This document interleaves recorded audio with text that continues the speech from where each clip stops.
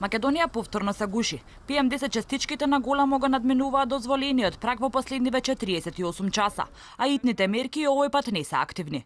Иако законската регулатива гласи доколку 2 последователни дена на 2 мерни станици се измерени PM10 частички над 200, владата треба да ги активира итните мерки. Сепак денеска нема итни мерки, туку само препораки.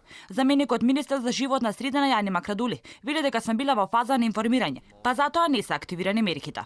Надминат е прагот на информирање, значи имаме два прага, праг на информирање и праг на алармирање. Денеска, преку нашето министерство, до сите институции испратено дека е надминат прагот на информирање, односно да сме во состојба на информирање, во кој што стојат оние препораки за стандардните, за да не се излегува јавен превоз да се користи, повеќе граѓани ако може да бидат во едно возило без потреба, реков да не се излегуваат препораките од јавно здравје институтот што постои за хроничните болни.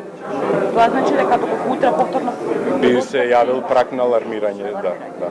Иако Кочани според одредени мерења се води за најзагаден град во Источна Македонија. Градоначалникот негира, вели состојбата не е толку лоша таму. Фама се кревало оти само таму имало мерна станица, па имало и официјални информации за загаденоста.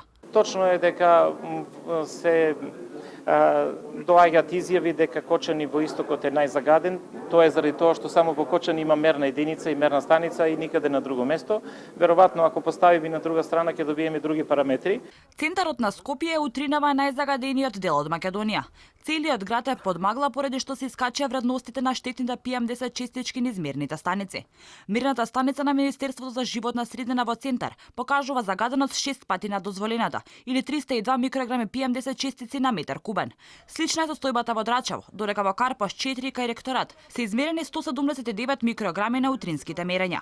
Мерните станици на Министерството во Ново Лисиче и Газибава се уште се во функција, но работат оние кои се поставени од граѓанските активисти. Апаратите на волонтерската мрежа Скопје Пулс покажува 154 микрограми во Бисар, 170 во Аеродром, а над 200 во Газибава.